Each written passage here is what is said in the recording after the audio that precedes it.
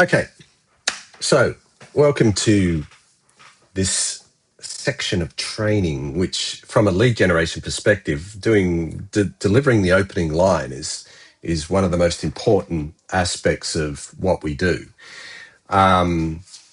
because we realistically have a few seconds to make an impression to those people that are picking up the phone. How do we get their attention in cold calling and lead gen? This is once we've got their attention, it's easy to have a chat, right? But sometimes we drop the ball a little bit on the connection up front. What we're saying. I've often said, when you pick up the phone, you don't say things like, "Oh, hi, how are you today?" because they know that you're not one of their friends.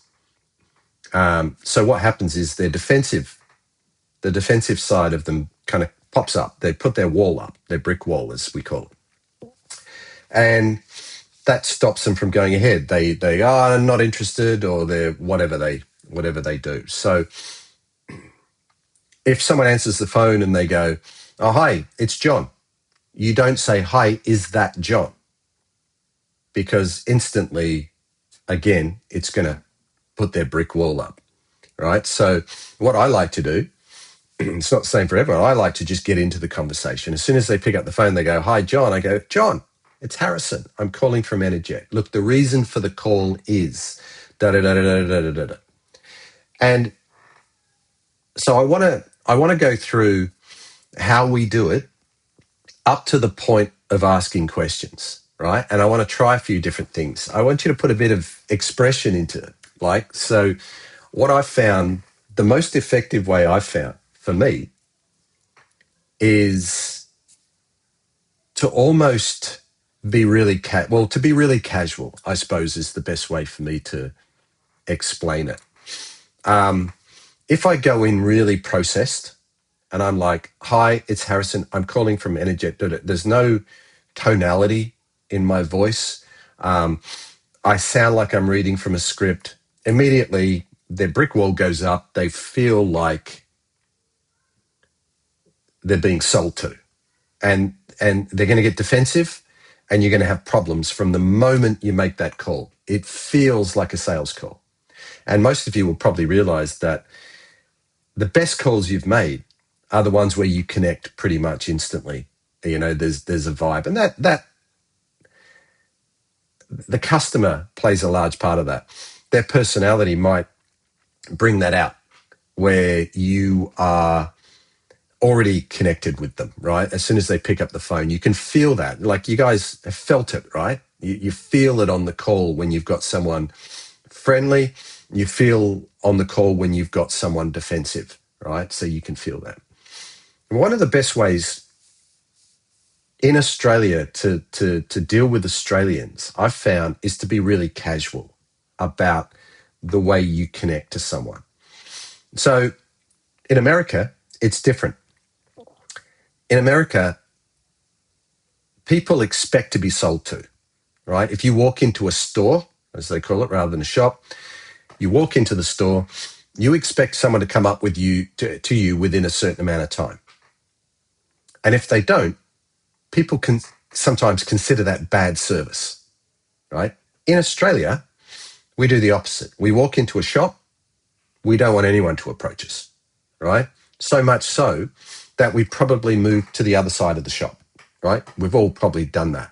And we see they've clocked us and they're going to come over. "Can I help you with something?" Right? And "Oh, no, I'm just looking," right? This is a very Australian way. In Britain, it's a little bit different, right? In the UK, they're more conservative in the UK. In Europe, it's different again. And America, as I said, and a lot of the training videos you get come out of America with regards to sales. So they're quite American the way they do it. It doesn't necessarily work here with people. So you've got to understand where you are.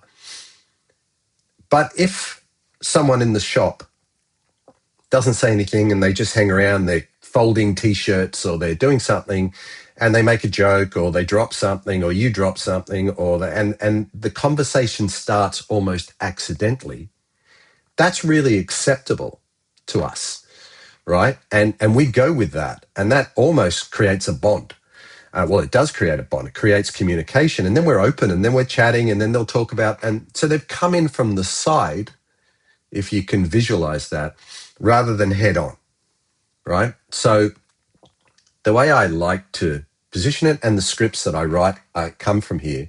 They're almost a little vague, or like I'm a little bit lost, or And I find this is a great way to reach people without putting their brick wall up, because this is the thing that slows everything down. If you put their brick wall up at the start of a conversation, you're spending the whole introduction or most of that conversation fighting your way back over the brick wall that you just helped put up, right? Just by, like I said before, if you say things like, "Hi, how are you today?" Instantly that brick wall goes up. Oh, here's the salesperson. This is what's going through their mind. We all do it, right? You do it yourself. So if you can avoid that, and this is there's a bit of self-control here, and you get over that and you just power through. Hi, John. Assume it's John, right? Oh, hi, it's John. They've already told you that. But assume it is anyway, because you've got them on a lead or whatever. If they're not John, they're going to tell you I'm not John.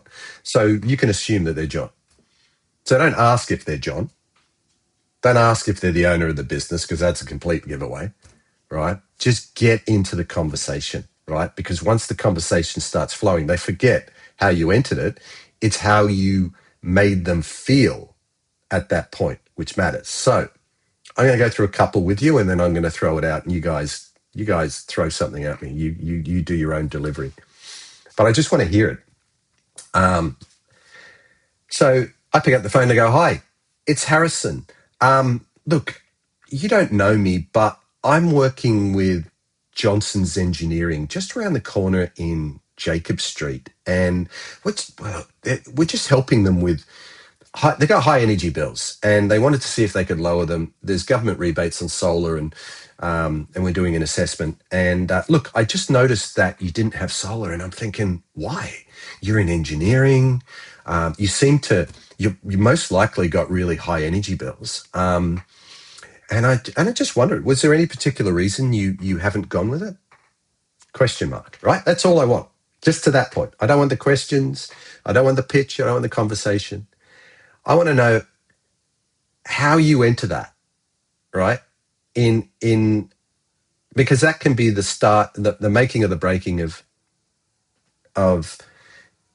your conversion, right? That can be the difference between, do I get into a conversation with these people or do I not? So do I close 1 in 10? Do I do 1 in 20 of the people that I actually speak to? I will guarantee that a lot of that closing ratio that you have, the opening is what makes or breaks that. And the better you handle that, and the more like you're appealing to people's empathy almost. Whereas you could come across really salesy at that particular point, or you could come across really empathetically, or you bring out empathy in them. Oh, this guy sounds a bit lost. He's asking me for help. That's the connotation that I'm trying to give. Oh, look, I don't know if you're the right person to talk to, but I mean, there's a million different ways that you could deliver that. That's why I'm really interested to see. And it's very personal to me, and it'd be very personal to you. But there. So look, let's go through the intro. Can someone jump in? Put your hand up if you want to be first, and because I'm going to ask you all anyway. Who wants to go? Come on. Someone's got to go. Maria, give me one. You're first on my screen. You're first on my screen.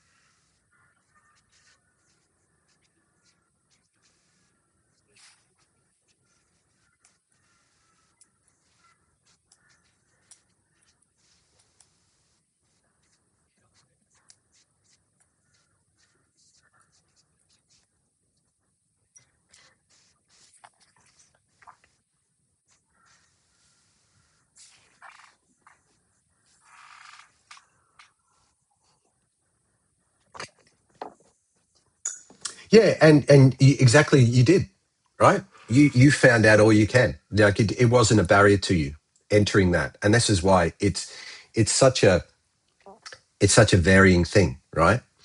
Um, I'd love to say there's a right and wrong way to do it, but it really depends on the person picking up at the other end. I like the way I do it for myself because I feel more comfortable like that, and I feel the response is they're kind of helping and they want to get involved in the conversation. They're happy to volunteer. I'm not coming at them. Whereas you've been fairly direct with them, but they've come back and you've got the exact answer you need, right? You haven't gone, oh, I'm not interested without a reason. You've actually found out that actually is a legitimate reason. There's nothing you can do about that. Yeah. So that's good. Penny, what about you? I'm going to go around the screens. Penny, what about you? You've done it for long enough.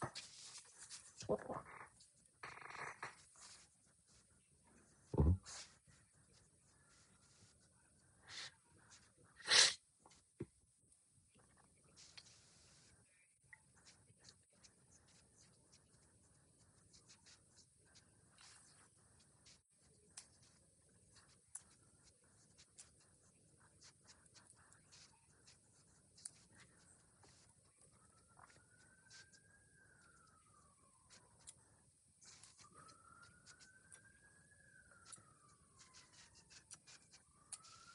Great.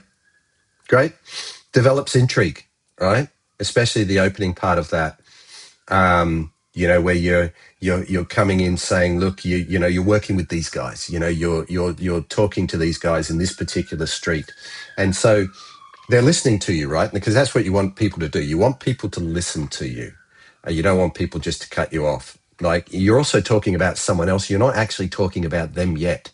So when you entered into that conversation, you're not directing anything specifically at them, right? So there's no reason for them to get upset or defensive, right? You're saying, hey, look, I'm from this company and I wanted to have a chat with you, but I'm actually working with these guys and this is what I'm doing with them. So you're putting them right in the picture. So they've almost got a choice as to, okay, this sounds really tempting. What are they getting? I'm not. So there's a bit of FOMO, that you can develop into those types of intros as well. So yeah, that's good. That's good. All right, James. Ah, okay, yeah, James Taylor can't talk right now. That's fine. James Harrod.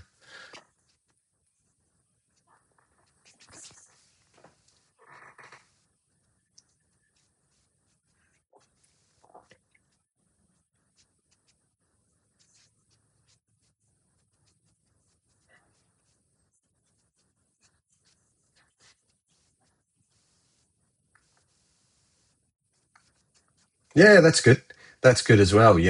That's pretty much the way the script is based.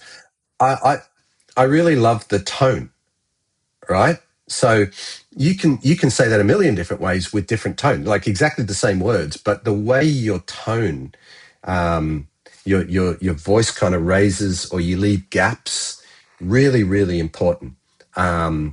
Because it either makes it really salesy and pushy or it makes it really, oh, by the way. And I love the feeling of, oh, by the way. Another one that we've used before, and I'll go around the group, when you use it that way is, oh, look, we might have spoken before. It's that same wonder, right? Let's call it wonder in your voice, that it's not so much the words quite often, if you guys understand that. It's just the tone of your voice and the gaps and the way you put it across, which sounds kind of gentle and almost caring and interesting and querying, right? Does that make sense? Do you guys get that? Yeah? Okay. All right. Very good. Very good. Okay, excellent. Go on. Yeah, yeah, yeah, yeah. No, that's all right. That's all right. Depends what time of the day and how many coffees we have.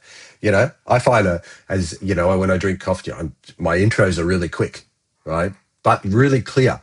The other thing is clarity is so important at that time of the call, right? So no drops in the line, and sometimes you get it using VoIP dialers. really clear enunciation. So you can talk really quick, but make sure you're really enunciating your words and leaving your gaps. And the gaps create suspension, right? They paint the picture. When you use tonality, it creates interest, it creates importance, like leaving that gap then, it creates importance on what I'm about to say next. So we sell over the phone, right? You've got to use your voice and your tone and gaps and pauses in the right areas to paint the picture. And if you can paint that picture, you can convey interest and you can get interest. Zach, you're next.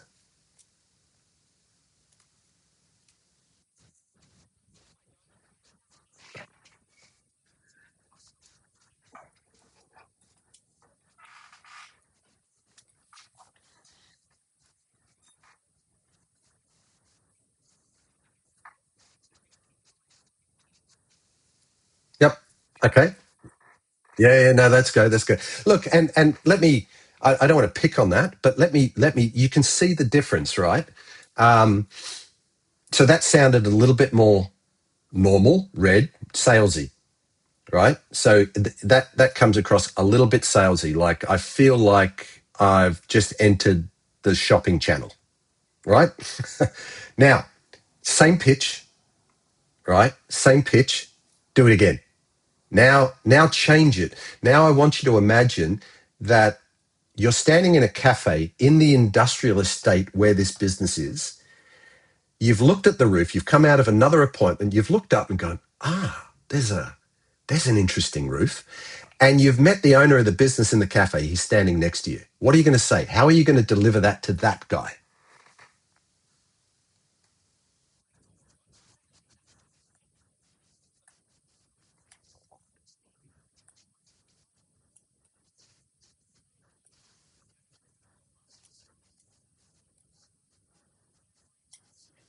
Yeah, better, right? You see the difference. See the difference in that is that imagine you're standing in that industrial estate. What are you going to do? You're going to say to the guy, wow, you don't know me, but I'm working with Duncan's in just around the corner in Jacob Street, just there, right? I'm positioning myself really locally. He's not going to kick me out, right? Because I'm really local. They don't abuse anyone who's round the corner from them, right? They might abuse someone who's dialing in from overseas and it's a bad line. They're not going to abuse anyone, right? They're listening. So you've got their attention, in other words, right? But if you imagine yourself in that industrial estate already, you're going to have that query, that wonder. Look, I don't know if this will interest you or not. And I'm not 100% if you're the right person to even talk to. But look, we're working with these guys over there and they've got a similar business to yours and they've got really high energy bills. And I thought, well, you guys must as well, right? Hear the tonality. You guys must as well. Look, I just wanted to ask you, have you looked at solar before? Because you don't seem to have it. I just checked on a map and you don't seem to have it there. You see the difference? You see that wonder, that who can refuse not answering that? It's almost, I mean, you're talking so personally. And if you can create that local script or local vibe in your voice, you're accenting, we're working in Jacob Street. We're actually mentioning the name because we know it's next door to where he is, right? He's going to know that street. It positions us locally. All of a sudden, that reduces his defensive wall because he already knows we're local. So that brings it down a notch, even if it was up. We don't know if it's up or not because we haven't let him speak yet. That's the other important point of this. We haven't let them speak yet. We're still introducing ourselves. When they speak is when we ask the question that we want to know, like, have you got high energy bills? Have you looked at solar before? All right, really important. Really important because there's nothing for them to answer right now. You're not asking them anything. You're certainly not asking them if they want an appointment because you don't even know if they're qualified. So this is just the introduction. This is just getting them listening and then getting them talking. All right, Brendan, you next.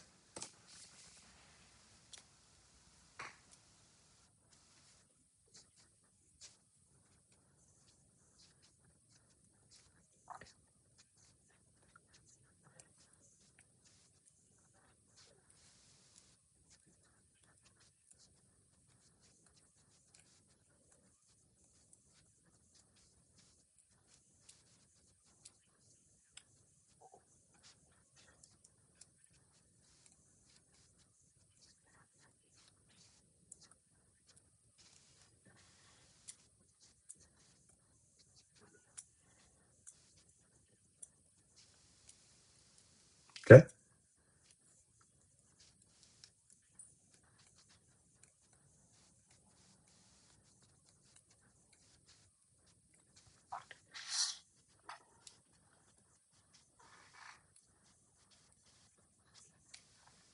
I love that. I love that. That was the best part of that pitch.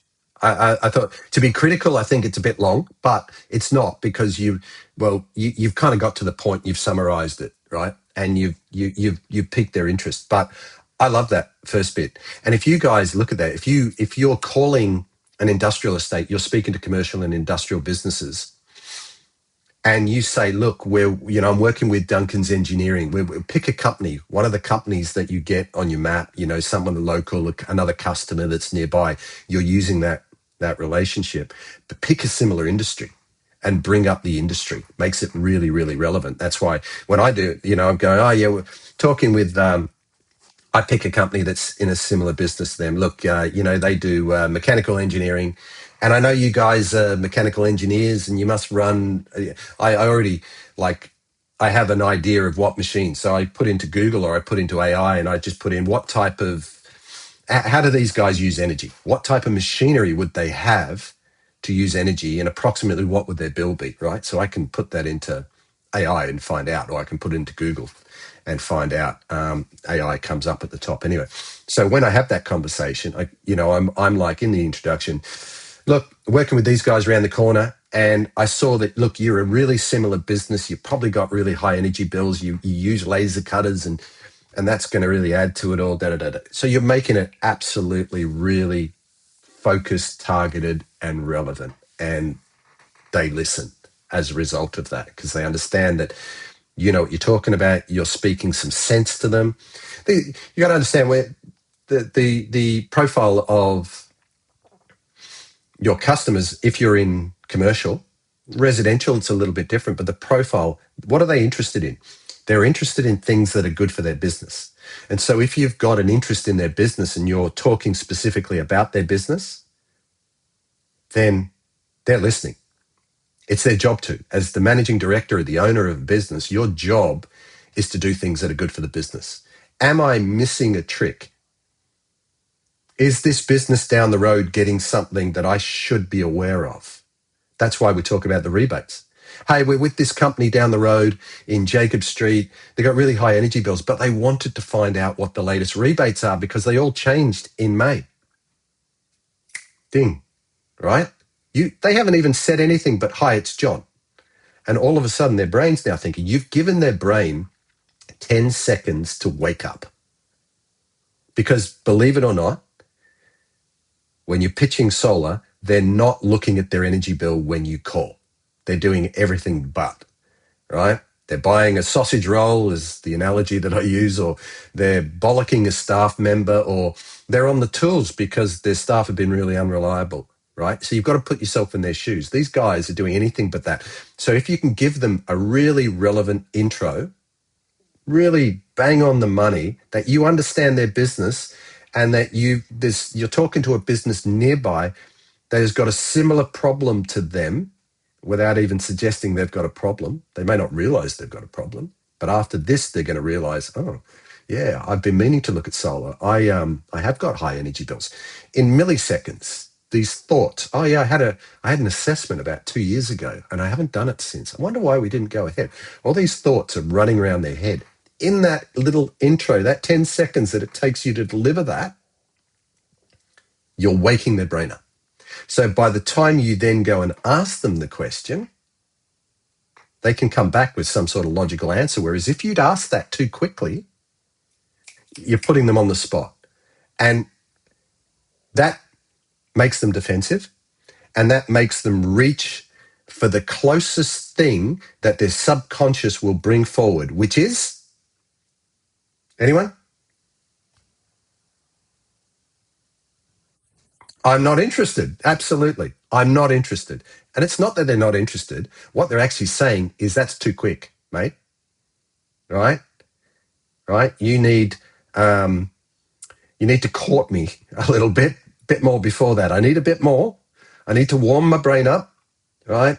It's just too quick. That's what it's telling you. So again, I'm a big guy to say, take responsibility for your actions. I love that, right? I love taking responsibility because I can then control it. I have some control. I'm not being controlled by the market. So I can control that by slowing it down and doing another intro, which hits the mark much more effectively than if I just smash them over the head and ask for the order within 3 seconds, because we know their reflex is I'm not interested or not now or right.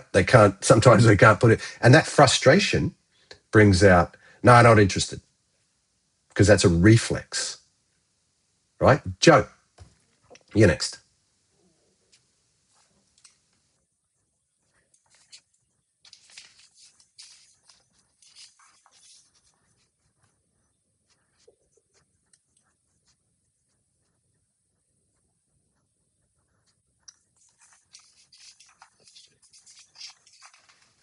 Yeah, good. Okay, that's really casual.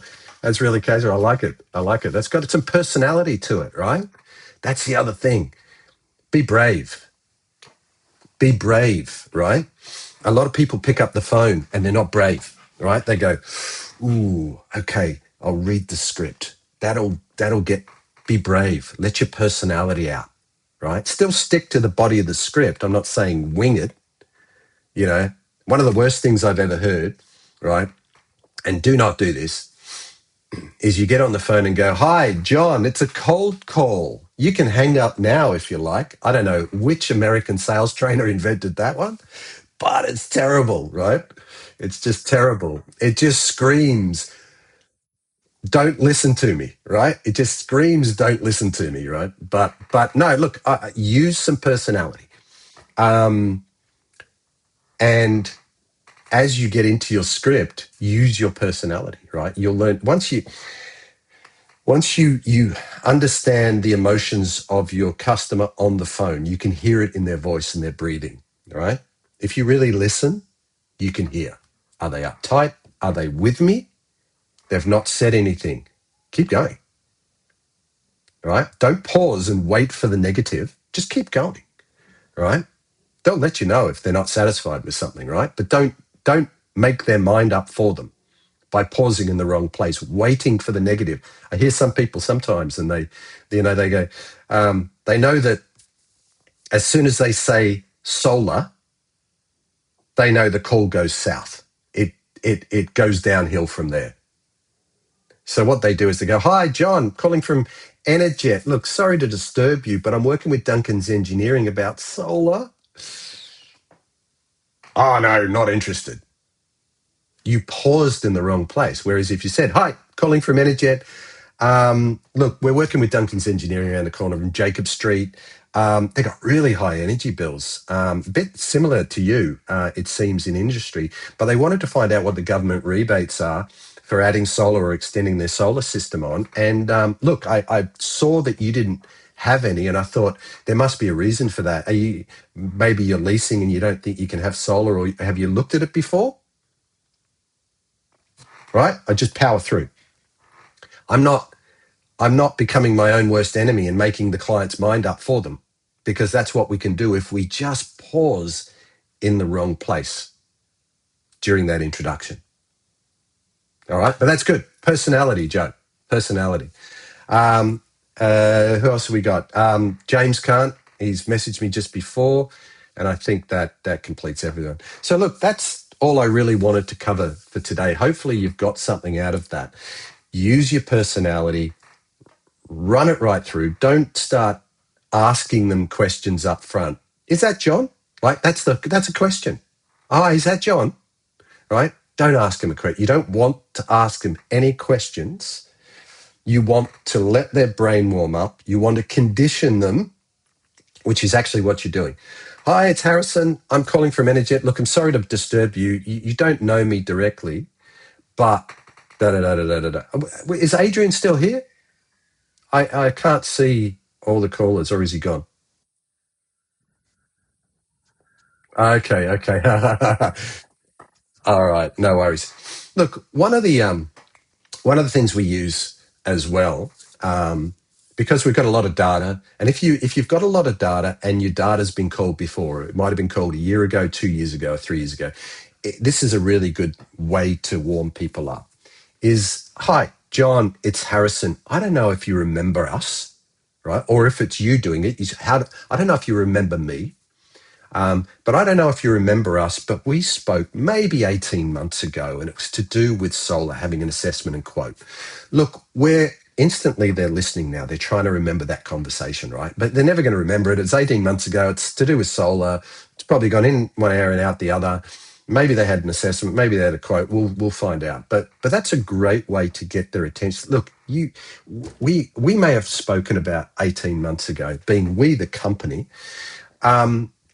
And you looked into solar. I'm actually we're currently working with Duncan's Engineering. So you go back into the same script because you want to position yourself locally still.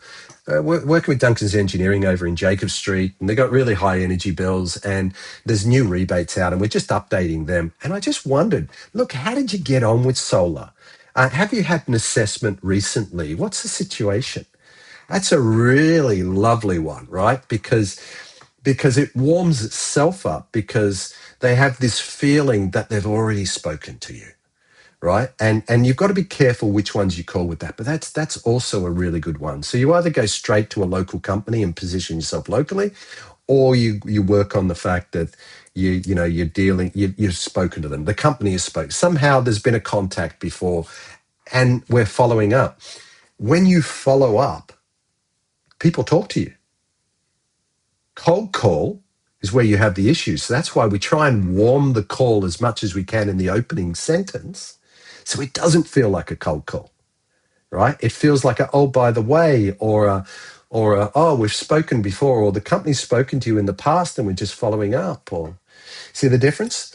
That can really be the difference, because what you got to realize what you're trying to achieve from this conversation. You still don't know if they're qualified or not. But what you're trying to achieve is a conversation. You're trying to get them into the habit then of answering your questions and sharing information, so then you can work on whether these people are suitable. You can work on whether they're qualified or not, and they should be appointed or they shouldn't be appointed. We still don't know that. Whereas if you just go and hit them straight up front, hey, we want to invite you to a solar assessment. The problem is, what if they say yes and they're not qualified? Right? You don't know. So that's all. So anyway, thanks for taking part. I appreciate it. I'll put some info on the chat this morning. Reach out on the chat if you have any questions. We'll roll the spiffs over today from yesterday, so they'll still apply. And if you need data, let me know. Otherwise, have a good day. Bye for now.